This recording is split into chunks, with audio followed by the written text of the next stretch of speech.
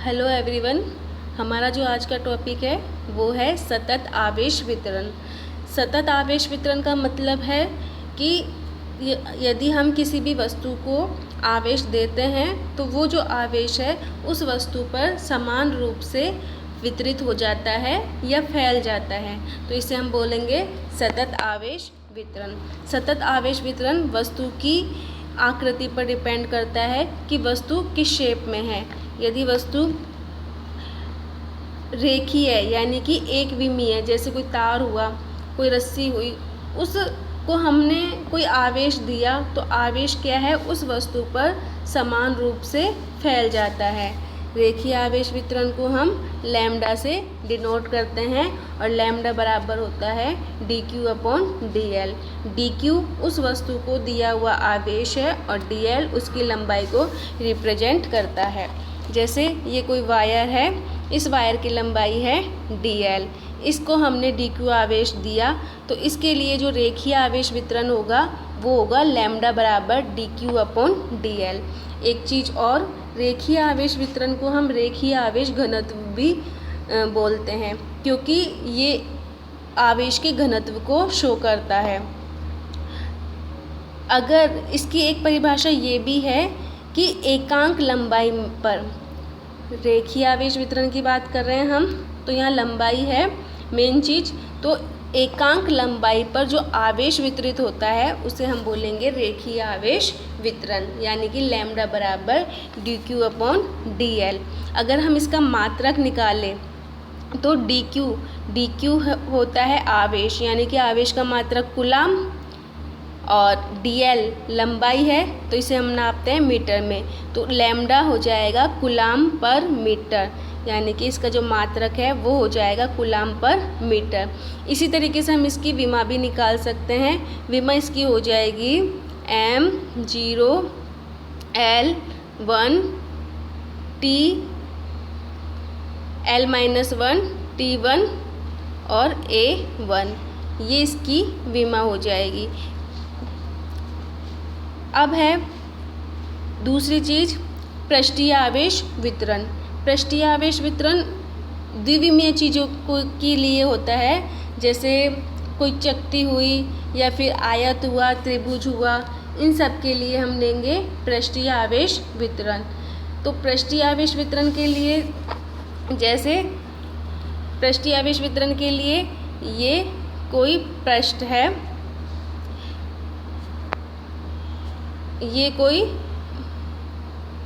पृष्ठ है, इसको हमने आवेश दिया तो आवेश है इस पृष्ठ पर समान रूप से चारों तरफ वितरित हो जाता है।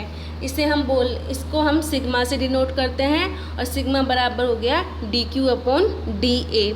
इसे हम पृष्ठीय आवेश घनत्व भी कहते हैं, और dq इस वस्तु को दिया हुआ आवेश है और dA इसके क्षेत्रफल को रिप्रेजेंट करता है, तो सिग्मा बराबर हो जाएगा dq/dA। इसकी जो डेफिनेशन हो जाएगी वो हो जाएगी एकांक क्षेत्रफल पर आवेशों का वितरण पृष्ठीय आवेश वितरण कहलाता है। इसकी जो विमा है, या पहले मात्रक देखें तो मात्रक हो जाएगा कूलाम पर मीटर स्क्वायर, क्योंकि यहाँ पे नीचे क्षेत्रफल की बात हो रही है और क्षेत्रफल का मात्रक होता है मीटर स्क्वायर, तो यहाँ पर हो जाएगा कूलाम पर मीटर स्क्वायर। तीसरी चीज़ अगर हम बात करें तो तीसरी चीज़ है हमारी आयतन आवेश वितरण। यहाँ पर हम आयतन की बात करते हैं और यहाँ पर जो वस्तु ली जाती है वो त्रिविमीय ली जाती है, जैसे घन। तो इसके लिए क्या होता है, हम पूरे आयतन की बात करते हैं और इसके लिए रो को डिनोट करते हैं, रो बराबर dq/dv। dq उस वस्तु को दिया हुआ आवेश है और dv उस वस्तु का आयतन, तो रो बराबर हो जाएगा dq/dv। इसका जो दूसरा नाम है वो है आयतन आवेश घनत्व। इसकी जो डेफिनेशन है वो हो जाएगी एकांक आयतन पर जो आवेश वितरित हो रहा है उसे हम बोलेंगे आयतन आवेश वितरण। ये जो तीन चीज़ें थी हमने पढ़ी थी वो सतत आवेश वितरण की टाइप्स थे, प्रकार थे। अब अगर हम बात करें, इनमें एक चीज़ और पढ़ते हैं कि रेखीय आवेश वितरण के लिए या पृष्ठीय आवेश वितरण के लिए या आयतन आवेश वितरण के लिए विद्युत क्षेत्र निकालिए। तो विद्युत क्षेत्र निकालने के लिए हम करते क्या हैं, हमारा जो पहले हमने पिछले चैप्टर में पढ़ा था विद्युत क्षेत्र का फॉर्मूला कि E बराबर होता है हमारा 1/4 pi epsilon not Q/r² r cap. ये हमारा विद्युत क्षेत्र का फॉर्मूला है। तो इस फॉर्मूले को यूज करके हम इन तीनों वितरण के लिए विद्युत क्षेत्र निकाल सकते हैं। जैसे हम बात करें रेखीय आवेश वितरण के लिए, तो रेखीय आवेश वितरण के लिए हम क्या करते हैं, एक हमने वायर लिया जिसकी लंबाई L है, इस पूरे तार की लंबाई हमने L ले ली और हमें इस पूरे तार के लिए विद्युत क्षेत्र निकालना है। तो इसका हम ऐसे तो निकाल नहीं सकते, तो इसको एक अल्पांश ले लेंगे हम। जैसे ये हमने ये अल्पांश लिया जिसकी लंबाई है dl। इस dl लंबाई पर जो आवेश है वो है dq।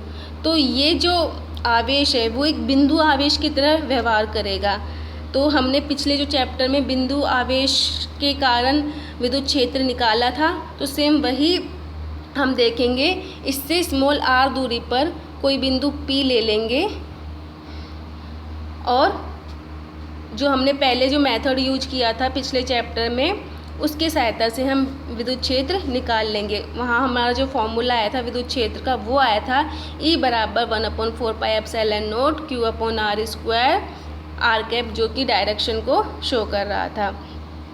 तो हम इस अल्पांश के लिए लेंगे तो यहाँ पर dq हो जाएगा। तो इस अल्पांश के लिए विद्युत क्षेत्र हो जाएगा dE बराबर 1/4 pi epsilon not dq/r² r cap. ये उस तार के अल्पांश के लिए विद्युत क्षेत्र था। अब हमें निकालना है इस पूरे संपूर्ण तार के लिए। तो संपूर्ण तार के लिए निकालने के लिए क्या करेंगे, हम पूरे वायर पूरा जो तार था उसके हर अल्पांशों को हम जोड़कर संपूर्ण तार के लिए विद्युत क्षेत्र की तीव्रता निकाल लेंगे। और फिजिक्स के अंदर जोड़ना मतलब समाकलन करना, तो हम इसका क्या कर देंगे, समाकलन कर देंगे। तो डी का हमने समाकलन किया, डी क्यू का मान हम यहाँ से लैम्डा बराबर dq/dl है, वहाँ से dq बराबर लैम्डा dl रख देंगे। ये मान हमने यहाँ रख दिया और समाकलन किया। तो डी का समाकलन हमारा हो गया E 1/4 pi epsilon not constant है, लैम्डा हमने बाहर लिया, तो E बराबर हो जाएगा λ/4 पाई एप्सिलॉन नॉट समाकलन dl/r² r कैप। ठीक इसी तरीके से हम पृष्ठीय आवेश वितरण के लिए निकालें।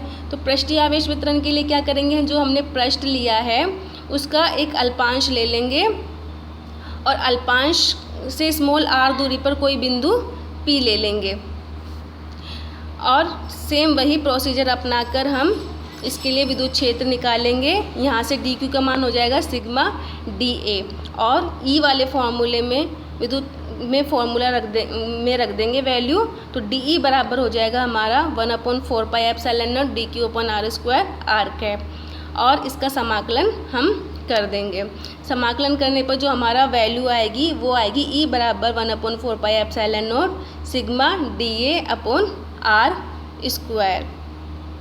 अब हम तीसरी चीज़ बात करें आयतन आवेश वितरण के लिए। तो आयतन आवेश वितरण के लिए हमने ये चीज़ ले ली, यहाँ पर हमने अल्पांश ले लिया जिसका आयतन है dV और dq इस पर आवेश है बिंदु P ले लिया हमने जो कि r दूरी पर स्थित है। तो यहाँ से हमने dq का मान निकाला रो dV और विद्युत क्षेत्र की तीव्रता के फॉर्मूले में हमने इसको रखा। तो dE बराबर हमारा आया 1/4 pi epsilon naught rho dV/r² r cap. इसका हमने समाकलन किया तो E बराबर हमारा आया रो/4 पाई एप्सिलॉन नॉट समाकलन dV/r² r कैप।